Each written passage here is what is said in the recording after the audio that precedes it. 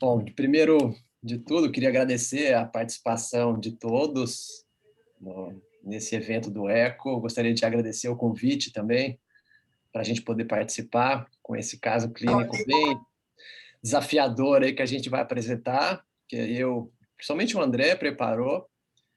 Então, o André vai apresentar o caso e vai ter vários momentos que a gente vai poder pausar para fazer a discussão, tá bom? Então, por favor, André, pode começar. Obrigado, professor. Boa noite a todos.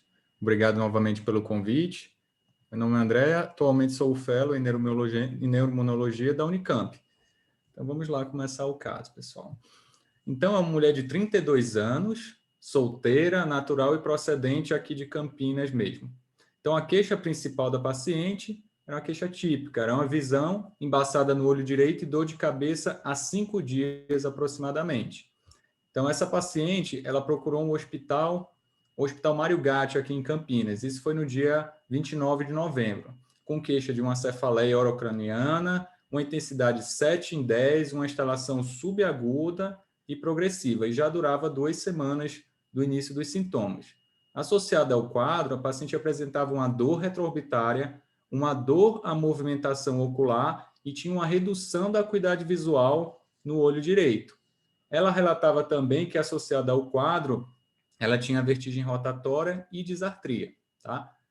Então, isso no pronto-socorro, ela fez uma tomografia, nenhuma alteração relevante, e ela foi internada. Nessa internação, ela foi procedido a ressonância, rastreio infeccioso e metabólico, e foi feita uma pulsoterapia com metilprednisolona em 3 dias, por 3 dias, e ela foi liberada com prednisona de 40 miligramas. O paciente ainda não tinha chegado ainda para a gente na Unicamp.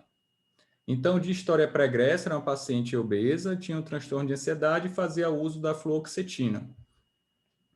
Do perfil psicossocial, a paciente era ex-tabagista e ex-etilista, mas ela já tinha parado já há muitos anos. De história familiar e revisão de sistemas, nada digno de nota que possa acrescentar na história.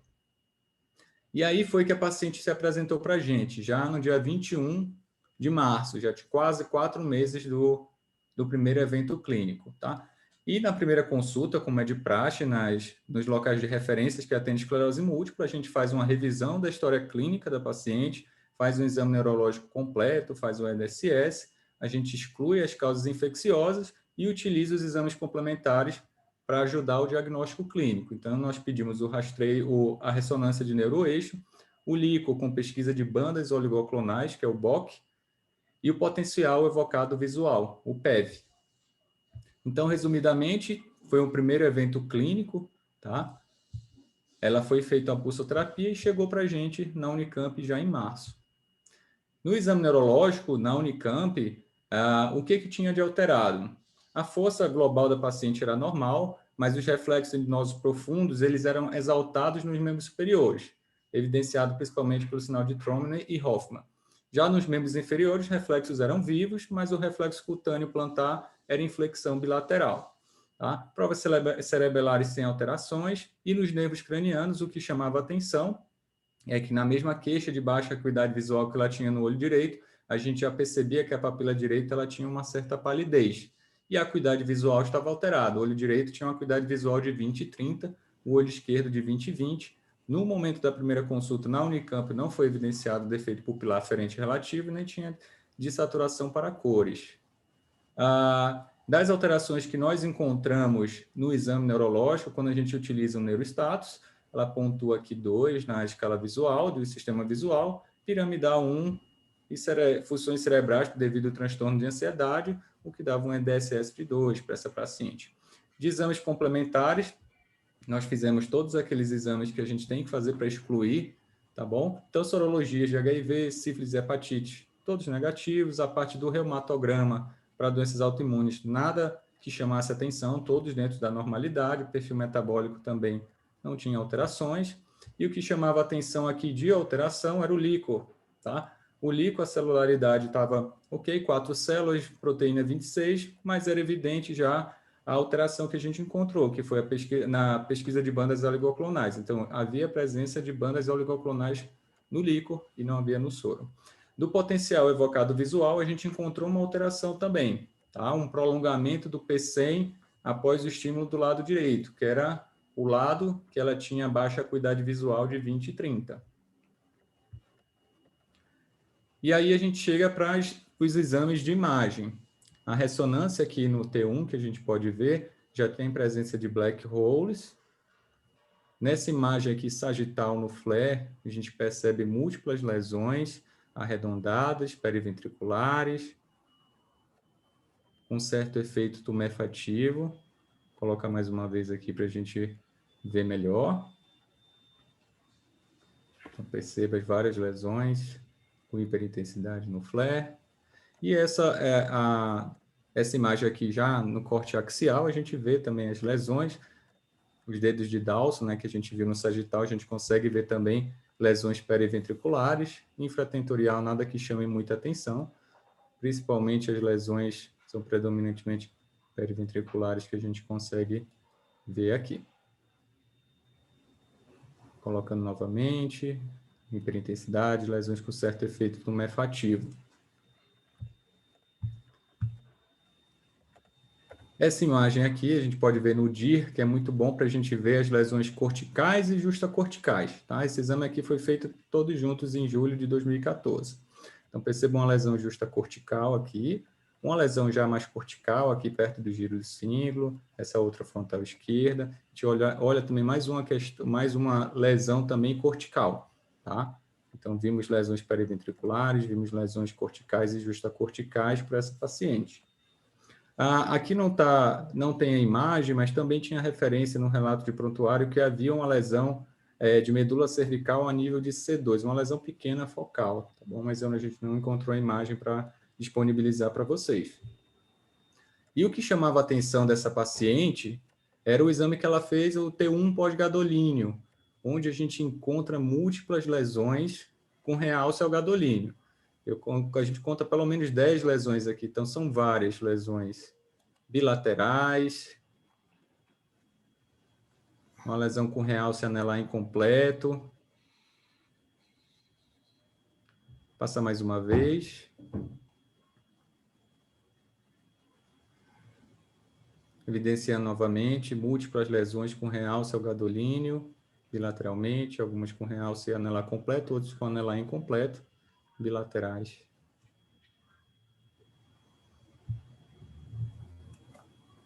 Bem, então, resumidamente, o caso clínico ele é bem típico, inclusive.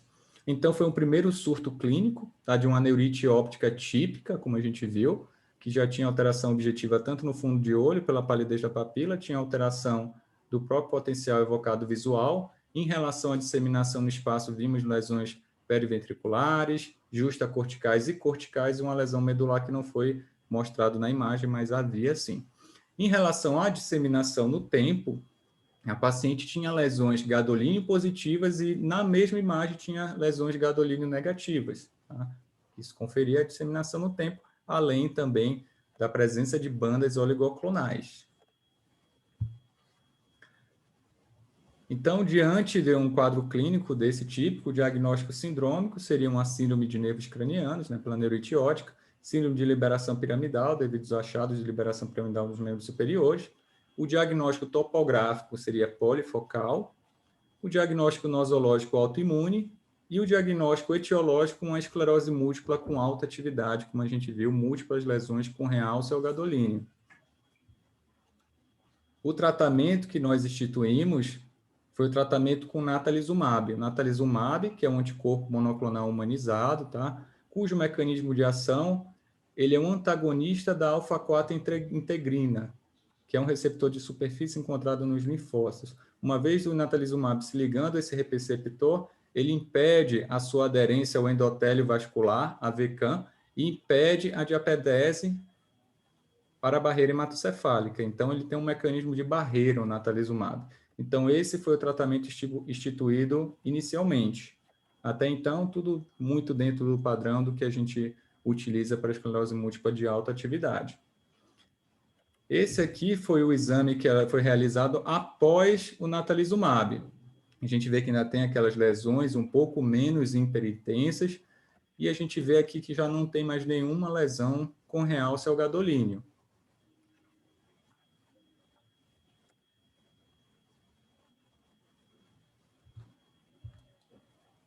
Então, resumindo o caso da paciente, é aí que a gente vai entrar na discussão, vai parar um pouquinho, vai discutir um pouco mais, que é aqui onde que a gente encontra os problemas de tratar a esclerose múltipla dentro do SUS, e principalmente relacionado ao uso do natalizumab. Então, resumindo o caso, para quem chegou depois também, já dá para a gente resumir o caso, é uma paciente que teve o primeiro surto clínico desmelinizante, em novembro de 2013. A gente fez o diagnóstico já em março. Março foi a primeira consulta, após a ressonância a gente conseguiu fechar o diagnóstico de esclerose múltipla, de acordo com os critérios de McDonald revisado em 2017, e aí iniciamos o natalizumab. E aí começam os primeiros desafios e primeiros problemas que a gente encontra quando a gente utiliza o natalizumab. O paciente já na primeira sorologia para o vírus JC positivou, deu positivo o JC da paciente. E em 2017, vendo aqui que já em 2015 para 2017, a gente viu que não tinha muita literatura em relação ao natalizumab em dose estendida. A gente vai parar um pouquinho só para discutir sobre isso, tá? Mas a gente entrou com natalizumab em dose estendida, o JC positivo novamente em 2019, e aí a gente vai parar um pouquinho para discussão. Deixa eu ver aqui, passar para o próximo slide. Aqui a gente vai discutir um pouquinho o que a gente fez, quais foram as opções que a gente pensou e o que a gente instituiu para paciente. Então, a gente abre um pouquinho para a discussão. Então, uma paciente jovem de 24 anos, com esclerose múltipla de alta atividade, cujo diagnóstico foi em 2014, iniciamos o natalizumab e já de cara ela apresentou um JC positivo. Aí, percebe que a gente usou a dose estendida já em 2017 e a gente usou por um certo período de tempo, mais de 2 anos. E aí que entra a discussão dos nossos desafios da esclerose múltipla com alta atividade a nível do SUS.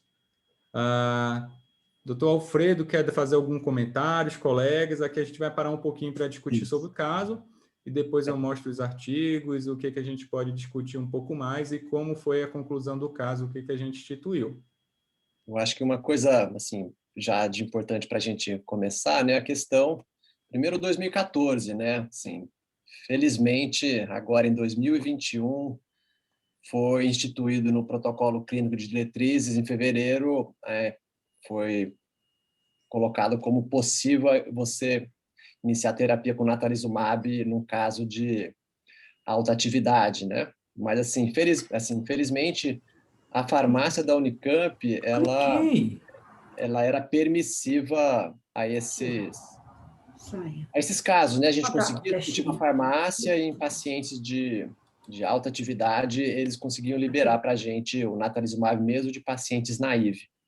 Então, eu imagino assim que não é a experiência de todo mundo, né? Que algumas farmácias realmente não permitem iniciar essa terapia, mas felizmente para essa paciente isso foi possível, né? E a outra questão é o JC positivo, né? Em 2017 a gente teve contato com os primeiros autores aí sugerindo essa possibilidade de fazer a dose estendida, né? E ainda na época ainda não estava muito claro o efeito disso e o benefício, e realmente se teria diminuição do risco de LEMP. Acho que a gente pode abrir aí para os demais comentarem a experiência deles com essa dose estendida, como é que se eles fazem, como é que vocês pensam disso.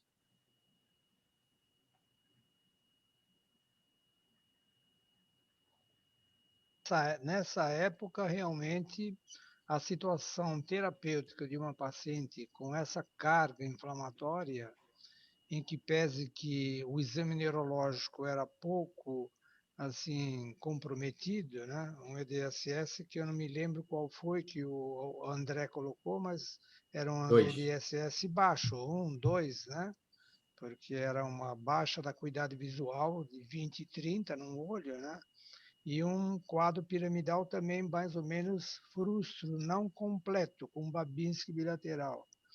Essas situações, o EDSS aí dá um pouco de dificuldade de você pontuar, né? Mas 1,5 no máximo, ou 2, né? Então era uma paciente que realmente fez realmente pressão para uma terapêutica mais agressiva foi a carga inflamatória identificada pela ressonância magnética.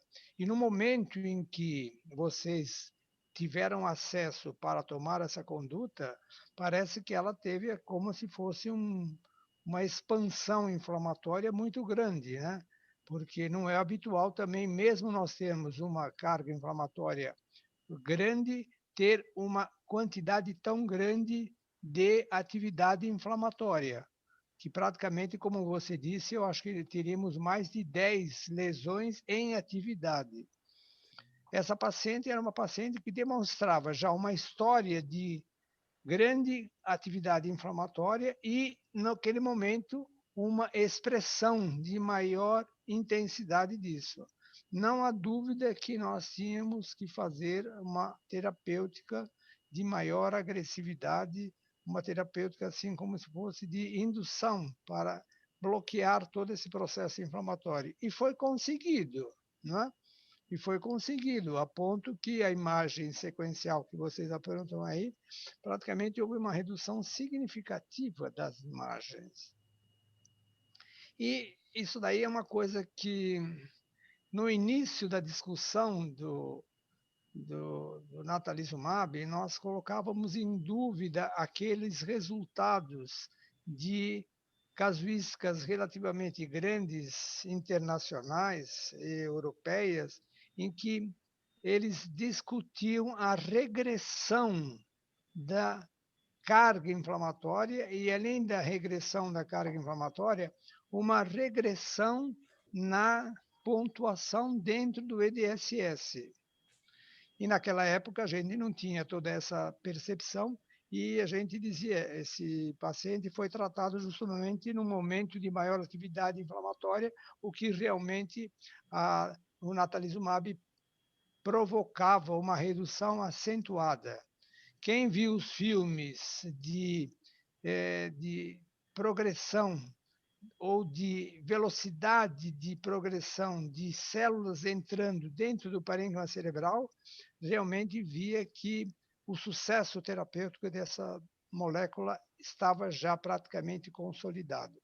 E essa paciente realmente evoluiu muito bem durante todo esse período. Ela veio com essa doença na condição já de era natalizumab, era de monoclonal, e que naquela época se dizia que essa droga veio revolucionar a terapêutica da esclerose múltipla. Bom, até esse momento eu comento até aqui, Alfredo. Vamos deixar o pessoal comentar mais e ainda tem mais coisa, né? Sim.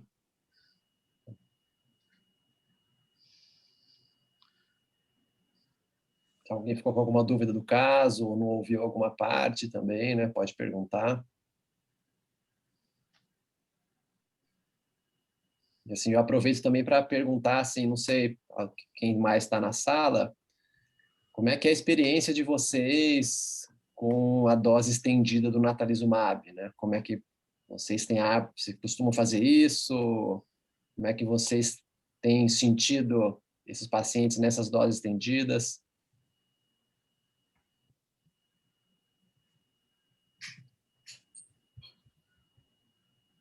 Oi, Alfredo, desculpe, eu não acabei não prestando atenção, não assisti o caso, eu entrei atrasado na sala, me desculpa. Não, tranquilo, mas cara. em Eu relação... te passo resumido. É uma paciente que começou um quadro em 2013, uma neurite óptica, e tinha um EDSS baixo de 2, um piramidal frustro, mas tinha uma alta carga lesional na ressonância, assim, com mais de 10 lesões captantes de gadolínio. E isso em 2014, a gente acabou conseguindo já iniciar de praxe o natalizumab, né? A gente tinha a sorte na farmácia de alto custo da Unicamp, a gente conseguir conversar e selecionar alguns pacientes para, mesmo naive, iniciar o natalizumab. Uhum. Então, e de fato, assim, essas número de lesões captantes na ressonância sequencial sumiram, né? Uhum. E aí, só que veio o JC positivo para ela. logo na sequência em 2015, JC positivo de 2. E em 2017, assim, eu tive a oportunidade até de estar no Actris no momento que o Caio Tonator estava apresentando o pôster de dose estendida do natalizumab. E aí, conversando com ele, assim, ele mostrou esses dados, e aí a gente começou a fazer essa dose estendida para essa paciente em 2017. E aí, assim, a gente está aqui conversando, né, o professor Dagoberto colocou algumas considerações, a gente está conversando, assim, como é que é a experiência, assim, como é que é a sua experiência, tá, Will, de dose estendida, como é que você... Um paciente do SUS, né, lembrando que em 2017 a gente não tinha, assim, muitas alternativas também, né, para uma paciente de alta atividade. Sim. Olha, eu realmente, mesmo com a pandemia, eu não estendi a dose para todos os pacientes. A gente acabou estendendo a dose para alguns pacientes que realmente optaram por isso. A gente ia discutindo paciente a paciente, e o paciente que realmente estava com ansiedade, enfim, em relação a sair de casa, etc., a gente acabava estendendo, mas não foi da maioria da nossa corte, entendeu? De natalizumab especificamente, né? Então, eu estou acompanhando uns 25 pacientes com natalizumab, uns 5 pacientes realmente a gente estendeu a dose e não vi diferença, até agora pelo menos. Tá? Tem aí 1 ano de dose estendida, eu não sei, eu queria saber até dos detalhes da sua experiência, quantos pacientes você está com dose estendida, para a gente até ter uma segurança maior. É claro que tem vários artigos assegurando e embasando essa conduta nossa, né? Você mesmo citou aí alguns estudos e citou até os pioneiros, porque em 2017 a gente nem falava nisso, né? Mas, enfim, mas parece que não altera a evolução. Não sei a sua opinião.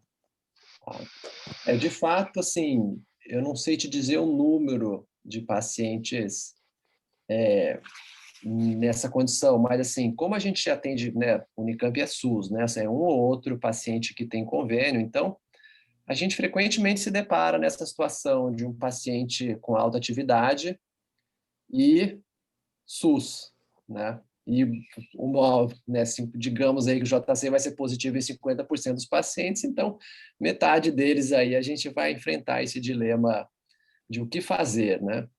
Então a gente acabou assim, a partir de 2017, a gente começou a selecionar os pacientes que a gente via que precisavam do natalizumab, a gente começou a colocar em dose estendida, aqueles que eram JC positivo.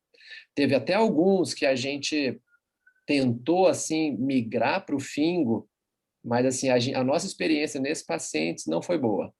Eles voltavam, tinham rebote, ou voltavam a ter lesões, voltavam a ter surtos, e aí a gente acabou nesses pacientes voltando novamente para o natalizumab em dose estendida, né? Porque na verdade até hoje, né, a gente ainda carece aí de uma droga pelo SUS para esses pacientes de alta atividade. Mas, assim, a gente, em dose estendida, a gente não teve escape de doença em nenhum paciente dos nossos, né?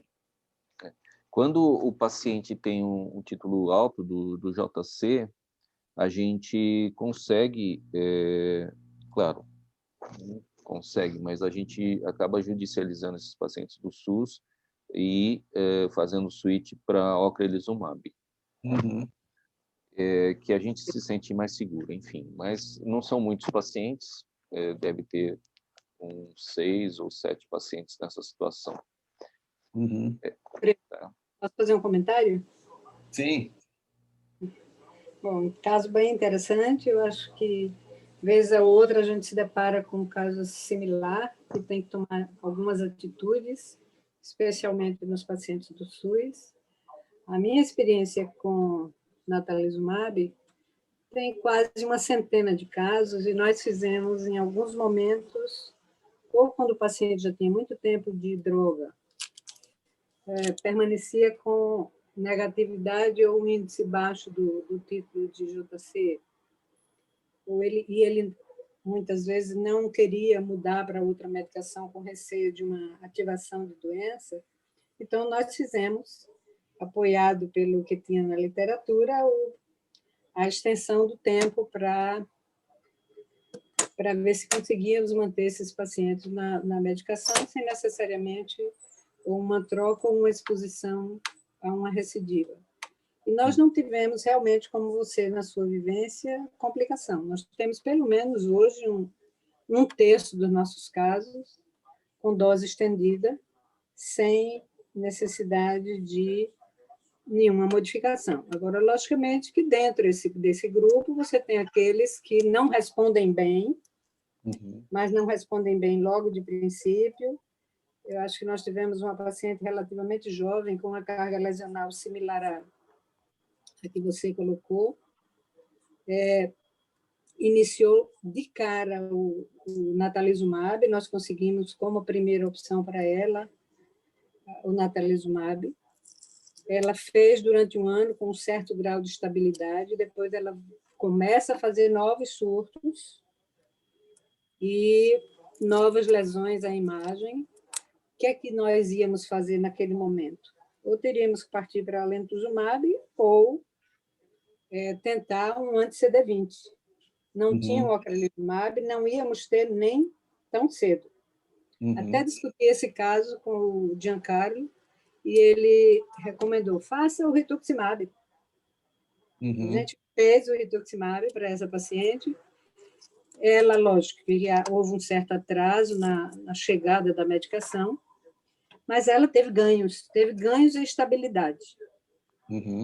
Nós estamos hoje com uma paciente extremamente grave, que também começou muito jovem, fez natalizumab, não teve uma boa resposta, tentamos o anti-CD20, mas ela já numa fase grave, ela não teve mais surtos, mas também não teve uma recuperação que nós até esperávamos pelo espelho da outra, e eram mais ou menos da mesma idade. Menos de... A gente conseguiu, inclusive, porque elas tinham menos de 18 anos. Nós tivemos que conversar com o jurídico da secretaria para que a gente pudesse oferecer a essas pacientes, mas não tinha outra opção. Então, sem dúvida que a gente tem casos que teve uma boa resposta com o tratamento estendido e outros que você realmente tem que repensar e ver o que vai oferecer, o que é que pode oferecer, né? Obrigado pelo comentário, Maria Lúcia. E é interessante que você comentou essa questão do rituximab, né? Assim, a gente acaba usando bastante rituximab para neuromielitítica, né? Mas a gente sabe que o rituximab também funciona muito bem para esclerose múltipla, né? Inclusive já tiveram trials, tem vários trabalhos reforçando isso, então, de fato, aí é uma alternativa bem interessante para esses pacientes.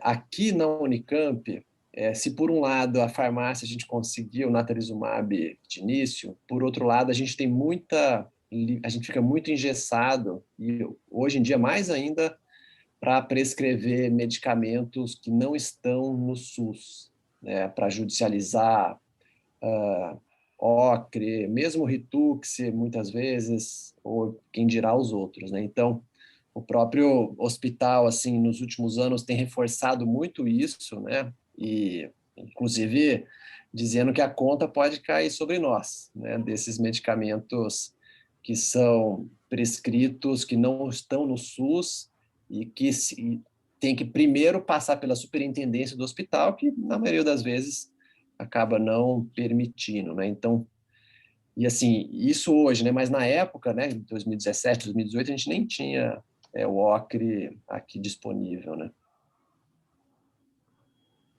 Bom, posso falar de novo, Alfredo? Por favor, professor.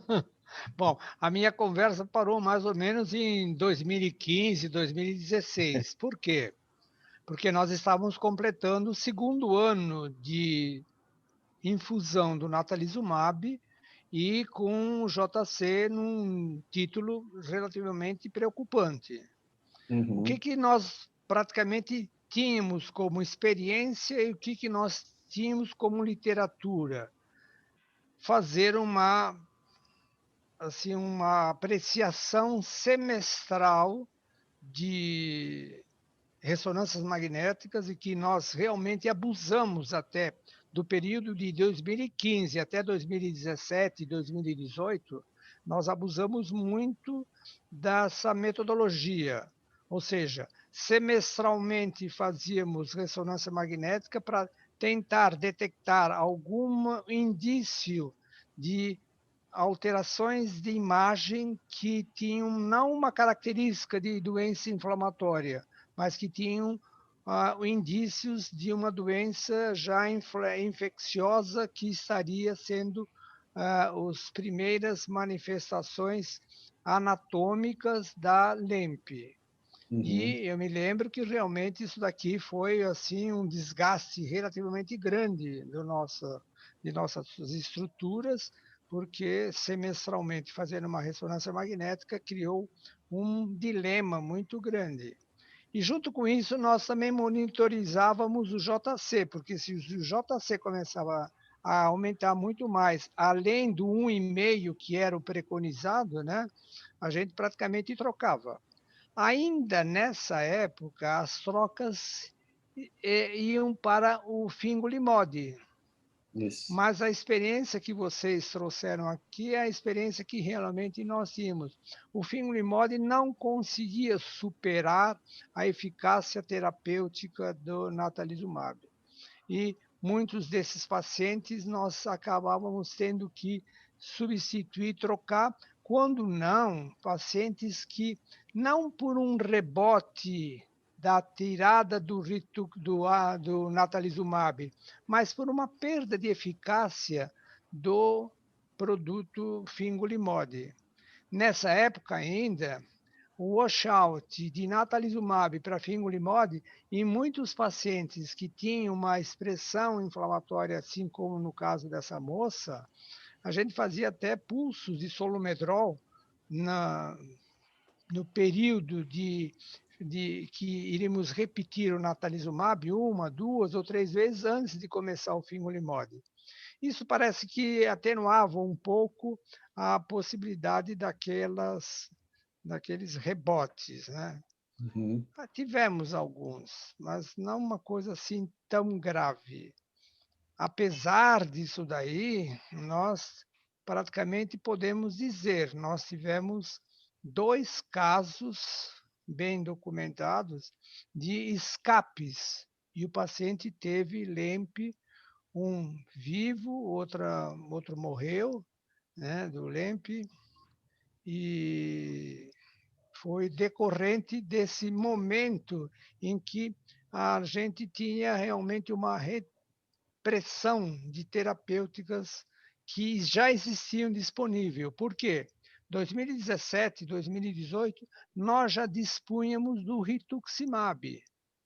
E nessa época nós já começamos a usar o rituximab off-label, mas com processo judicial, muitos dentro da nossa estrutura universitária, com muito receio e conversando com farmácia, conversando com administração hospitalar, tudo, mas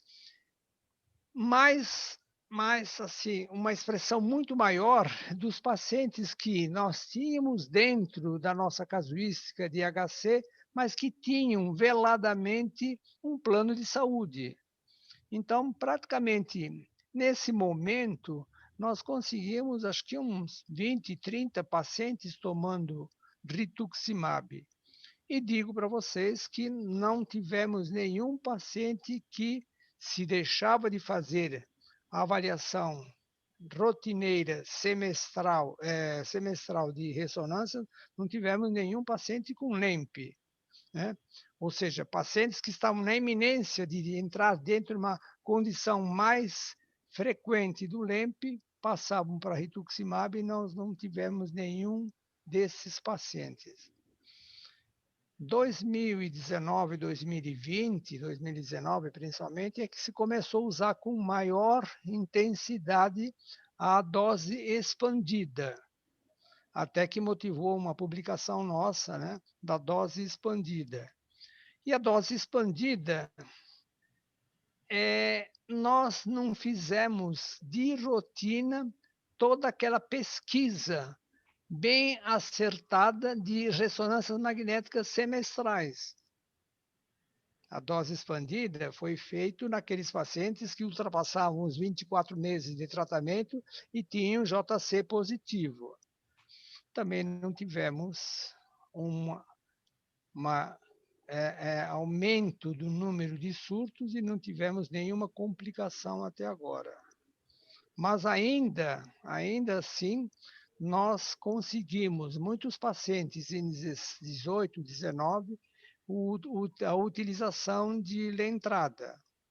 São esses pacientes que tinham planos de saúde e nós migrávamos de natalizumab com alto risco de LEMP para Lentrada e praticamente, vamos dizer, chegando quase numa dezena de pacientes, não tivemos também complicações daquilo que a gente temia muito, é que pacientes com altos títulos de JC e migrando para qualquer outro desses produtos, nós não tínhamos uma boa percepção da possível recorrência do JC. Existem descrições na literatura, né? Mas nós não tivemos essa condição clínica.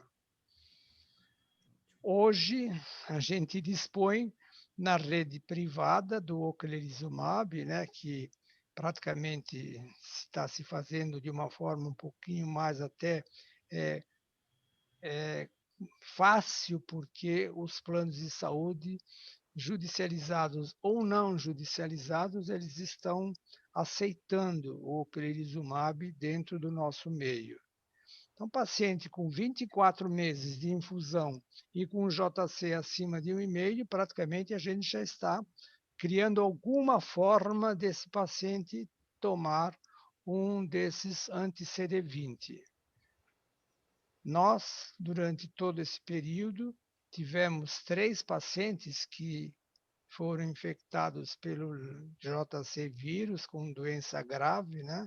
Mas não nesse aspecto e nesse cronograma de expansão do intervalo entre as aplicações do natalizumab. É isso que eu ia perguntar, professor. Esses pacientes com LEMP, eles não estavam. Como? Esses pacientes que o senhor comentou que desenvolveram a LEMP, eles não estavam em regime de dose estendida. Não estavam. Não estavam em dose estendida. E um deles, nós, assim, com JC baixo, né? Assim, exageramos um pouco e foi uma moça que ela teve lesões, não faleceu, mas ficou com lesão assim mais grave, como se fosse uma manifestação inflamatória, né? Uhum. Uma outra paciente que faleceu, essa da paciente não queria saber do título do JC e queria continuar com o natalizumab. Era uma médica, né? Uma médica, né? E está num estado assim muito grave do ponto de vista funcional. E um outro paciente que teve um LEMP com sede inicial frontal direito e que passou praticamente sem uma percepção nossa que ele já estava desenvolvendo LEMP, né? Quando a esposa notou modificações do comportamento. Era um professor universitário que realmente começou a ter umas expansões muito grandes do ponto de vista de aspirações, né? De compras e vendas, e isso daí passou um pouco batido na avaliação que nós fazíamos nas consultas praticamente trimestrais desses pacientes, né? Então, essa é a nossa experiência desse momento que o Alfredo Damasceno aqui trouxe, que ainda é um momento de grande tensão para a gente, né? A necessidade de nós termos o Mavenclad, nós termos alemtuzumab, nós temos ocrelizumab, ela é uma realidade, uma realidade. Por quê? Ultrapassar os 24 meses de tratamento e não ter a positividade não é o habitual. E a gente sabe que se passou 48 meses, 60 meses, você vai mantendo com ele negativo, mas quando positivo, não interessa mais o título, né? A positividade mostra que o paciente já vai para o alto risco e você tem que sair correndo para uma nova terapêutica, né? Você não pode deixá-lo assim, não, o JC dele é 0,7, é 0,6, não. Troca imediatamente porque é complicado. A não ser ainda que, se quisermos, a gente pode usar o esquema de fazer ressonâncias repetidas, né? Tinha pacientes que, em vez de 6 meses, eu fazia até 3, 4 meses, né? Foi um período muito caro no tratamento dos pacientes nossos SUS, né? Sim, com certeza. Então, essa é outra experiência, né? Obrigado, Concordo pessoal. plenamente com o professor Dagoberto. O índex, mesmo que tem vários estudos falando que você pode acompanhar, mas é complexo acompanhar um paciente, mesmo que ele venha mensalmente tomar o natalizumab, se você está vendo que o título está alto, acompanhar aspectos neuropsiquiátricos, às vezes muito sutis, entende? De que, mesmo com a ressonância, que acaba tornando mais caro do que fazer o switch para uma droga com mais segurança em relação a esse aspecto. Sim. Bom, eu acho que eu posso pular alguns slides agora, que basicamente é um resumo do que a gente conversou. A experiência do Dr. Dagoberto, Dr. Carlos, doutora Maria Lúcia, basicamente são alguns estudos sobre a dose estendida. Vou passar aqui um pouquinho. Então, primeiramente, é o natalizumab e o risco de LEMP, né? O natalizumab, isso fora do Brasil dizendo, ele foi aprovado para esclerose múltipla remitente recorrente em 2004. Já em 2005, já começaram os primeiros relatos de LEMP, né? E aí, em 2017, pelo que a gente estava conversando, já percebeu-se que os pacientes que tinham JC positivo, que utilizavam infusões por mais de 24 meses e que utilizavam alguma imunossupressão prévia, é os que tinham mais risco de desenvolver LEMP, tá? Então, esses 3 fatores que são determinantes, principalmente do risco de desenvolvimento de LEMP do paciente. A positividade do JC, número de infusões, se mais de 24 meses ou menos, e se usou ou não alguma imunossupressão prévia. Aqui é só a incidência já mais atual do LEMP, está em 4,14 para 1.000 pacientes, de todos que usam natalizumab, tá? Foi feito um estudo e foi atualizado e manteve-se mais ou menos na mesma incidência dos outros estudos, de 2014 a 2016 e 2016 a 2018. E sempre reforçando essa questão também das infusões por mais de 24 meses.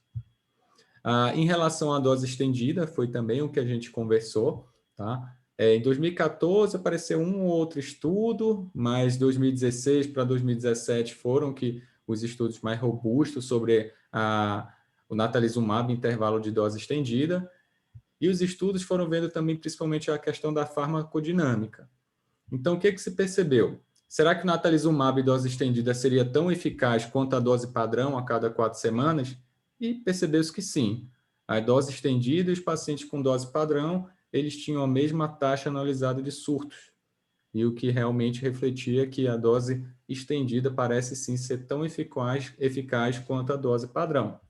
Em relação à farmacodinâmica, saturação dos receptores, percebeu-se que quando a saturação dos receptores da alfa-4 integrina do natalizumab se mantém mais que 50%, a medicação ela mantém a mesma eficácia. E percebeu-se que o natalizumab em dose estendida ele conseguia manter a saturação dos receptores em mais de 50%.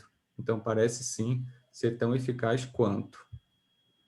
E em relação ao que acontece quando a gente descontinua, a gente para ou vai trocar o natalizumab. é o que a gente conversou, o doutor Dagoberto, todo mundo conversou, é o medo de um risco de rebote, uma reativação da doença. Então, você tira a medicação e o paciente pode ter um efeito rebote, um surto grave, uma reativação da doença com novas lesões. Tá? E também um estudo interessante que eu vi aqui foi de 2020, ele fala justamente o que o doutor Dagoberto comentou ainda há pouco, sobre essa questão de fazer um washout, de fazer uma pulso com metilprednisolona.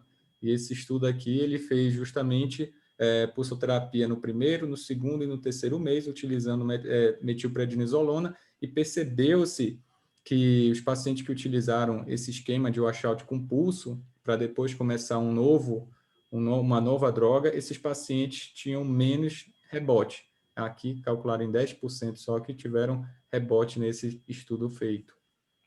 E aí, foi o que a gente conversou também, essa questão da troca do natalizumab para o fingolimod. Alguns estudos, eles preconizavam, percebeu-se que o fingolimod não seguraria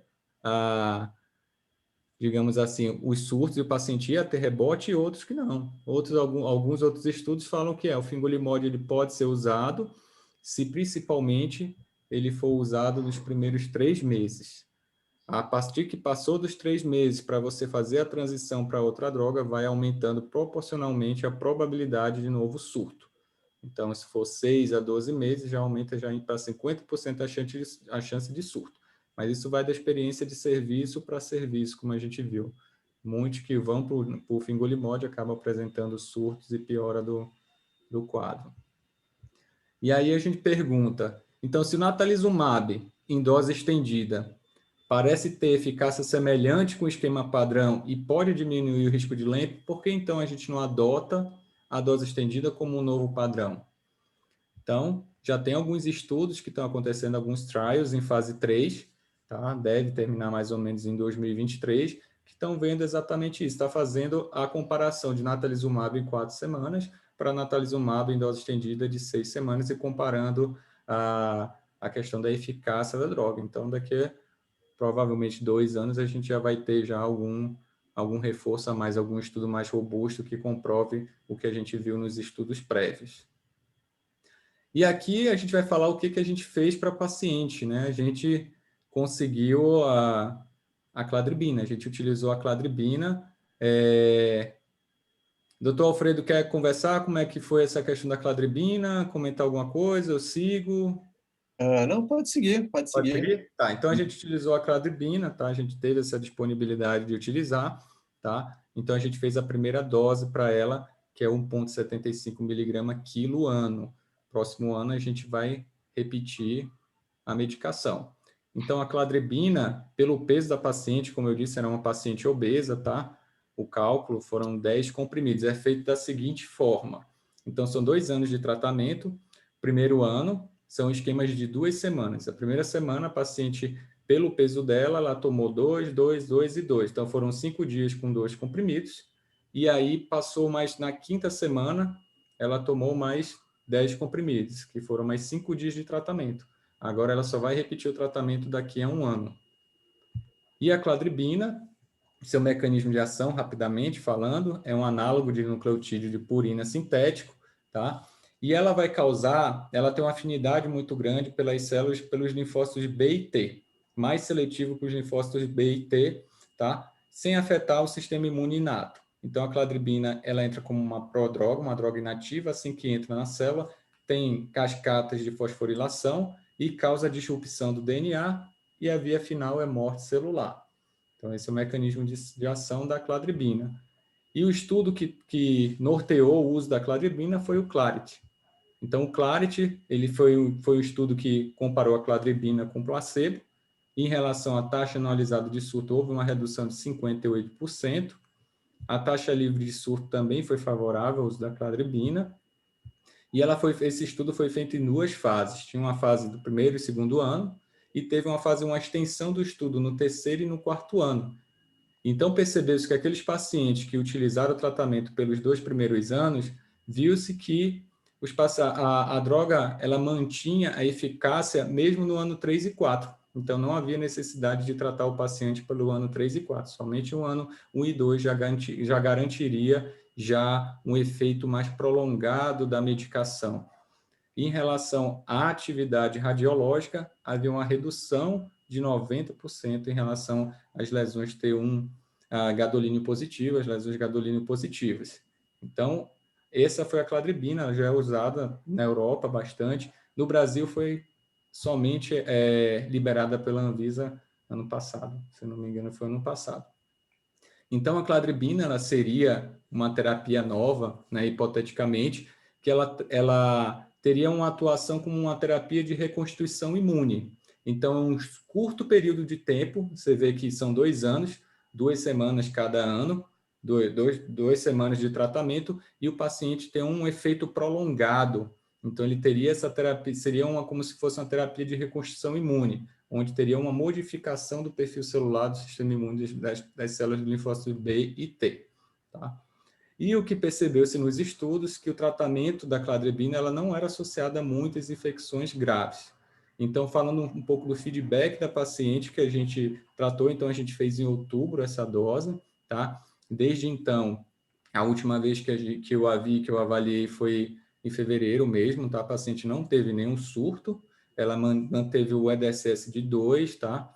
Não teve nenhuma reação a um efeito adverso da medicação. A gente teve o cuidado maior, principalmente nos 2 primeiros meses, que tem uma linfopenia bem importante. Já no mês 4, quando a gente a viu no mês 4, inclusive, o hemograma dela, os linfócitos já estavam no nível normal já. Então, o paciente está bem, está sem surto, com estabilidade clínica, e falta a gente ainda fazer uma ressonância ainda para ver como é que se tem alguma atividade radiológica, se tem alguma, como é que a paciente vai estar. A gente vai acompanhar, porque ainda a gente vai fazer, está programado para outubro, o próximo ciclo, para a gente terminar esse tratamento. E acho que um pouco falando dos avanços em relação ao Dr. Alfredo já falou, que em 2021 foi aprovado o natalizumab como terapia de primeira linha para os pacientes que têm esclerose múltipla de alta atividade, e no rol da ANS também o natalizumab foi incluso, principalmente no rol da ANS, como tratamento de esclerose múltipla de alta atividade. Professor Alfredo, quer dar algum feedback em relação a como é que foi feito esse tratamento para ela, como a gente conseguiu a medicação? Assim, basicamente, ela, bom, de novo, é uma paciente do SUS, né? A gente teve a oportunidade de ter amostras da cladribina e calhou justamente de ser... Teve uma paciente que não pôde, né? E a gente acabou selecionando ela para uma dessas amostras. E aí foi essa a oportunidade que a gente utilizou, né? Pensando aí uma paciente de alta atividade, paciente que tinha JC positivo, e ela, no nosso entender, assim, se beneficiar bastante de uma droga como a cladribina. E como o André comentou, ela voltou recentemente no ambulatório, não teve nenhuma infecção oportunista, o linfócito no 4º mês já estava normal, e a paciente bem, né? Não teve nenhum efeito colateral aí da medicação. É uma droga nova, Quanto né? tempo, Alfredo, quanto tempo ela tem total já de cladribina? Foi Mais ou outubro. menos. Foi outubro, então agora 5 meses. Bom. A gente vai repetir agora a ressonância com 6 meses de cladribina para fazer o rebaseline dela e acompanhar, né? Vamos ver como é que vai ficar, mas, assim, aparentemente... Parece que é uma boa alternativa, né?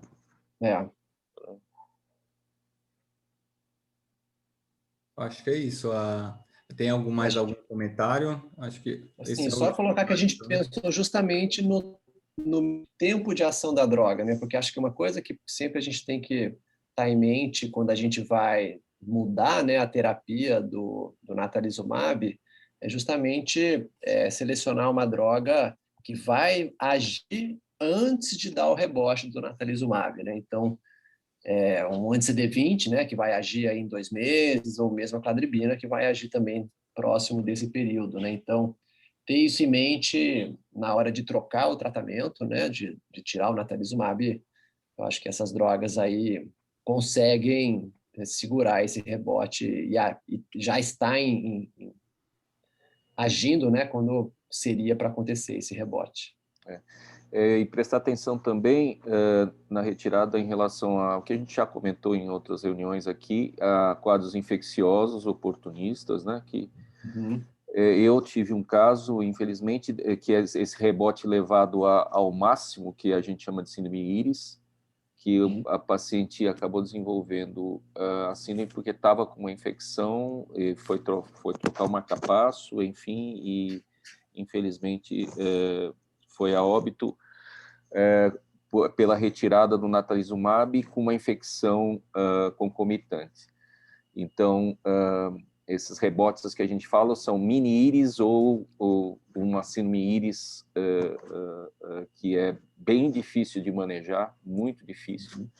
E a outra questão, só que eu queria comentar é que esse artigo que, na verdade, não é o artigo que você mostrou no Clinical Trials, ele também comenta que eles estão comparando o natalizumab subcutâneo e endovenoso também, no finalzinho, né? Ele fala também. Isso. Tá certo. Muito bom. Parabéns, Alfredo e doutor André.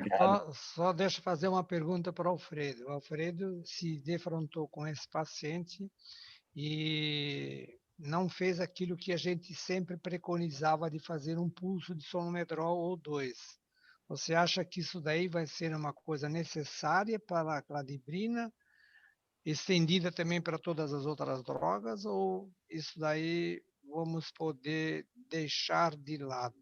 Ou seja, terminou o natalizumab, no mesmo mês a gente faz a droga sequencial. Isso. Professor, assim, a gente tem um hábito de não deixar um intervalo grande. Mesmo quando a gente vai trocar um paciente, digamos, que não é tão ativo, a gente vai trocar para o fingo, né? A gente tem o cuidado de iniciar o fingo no máximo com 4 semanas de intervalo após a última infusão do natalizumab, né? Deixar um washout bem curto mesmo.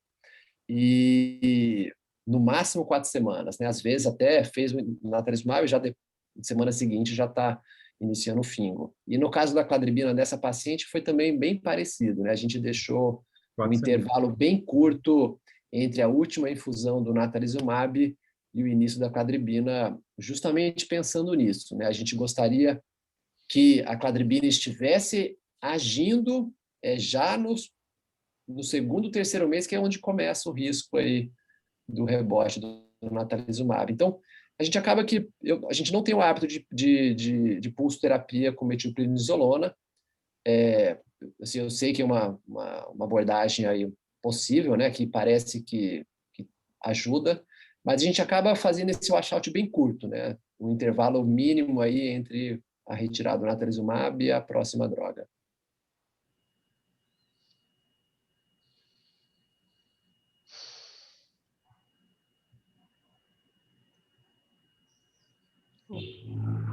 Acho que foi uma excelente discussão e ainda a gente tem muita coisa para aprender e falar, né, Alfredo? O Alfredo e o André, né? Parece que a gente em pouco, assim, no instantinho resume, mas não é, não. Se a gente começa a detalhar, você vai que tem muita coisa. E justamente na história também, né? Porque hoje a gente tem aí Ocre, Mavenclad, né? Mas a gente passou nesse período que essas pacientes graves aí só tinham natalizumab, né? Assim, bastante apuro, como o senhor colocou mesmo, né? Essa ressonância aí semestral, ou até com intervalo menor, né? Assim, mas eu posso contar um detalhezinho de história? Sim, claro. Teu pai e nós aqui em São Paulo lideramos um trabalho, e a Maria Lúcia Brito também, que eu estou vendo aqui, do uso dessas moléculas, fludarabina, cladribina, para tratamento da esclerose múltipla, né? Chegamos a fazer protocolos, tudo, depois o laboratório que se interessou, ele voltou para trás e interrompemos tudo. Mas o teu pai, ele foi o mais, assim, metódico para a gente fazer o protocolo de uso dessas drogas na esclerose múltipla. Pois é. A Maria Lúcia Brito lembra disso. Maria Lúcia, fala se alguma coisa.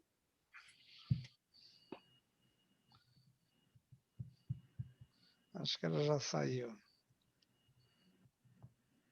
Mas conversa com ele, ô Freire, você vai ver só. Vou deixar, vou Pergunta comentar. para ele, porque aí você fala na próxima vez. Tá bom, combinado. Então, tá bom, já são 8 horas, né? 8h04 aqui no meu relógio. Isso. Tá bom. Gostaria de agradecer ao André pela apresentação. O André apresentou muito bem, viu? Parabéns, André. Obrigado, professor. E agradecer aí todos que participaram, que assistiram e comentaram, né, a apresentação, que ajudou a enriquecer aí a apresentação do caso. Tá bom. Então, finalizo aqui. Boa noite a todos. Boa noite a todo Boa mundo. noite a Até todos. Boa logo. semana para Obrigado. todos Boa aí. noite. Tchau, tchau. Um abraço, pessoal. Tchau. Tchau.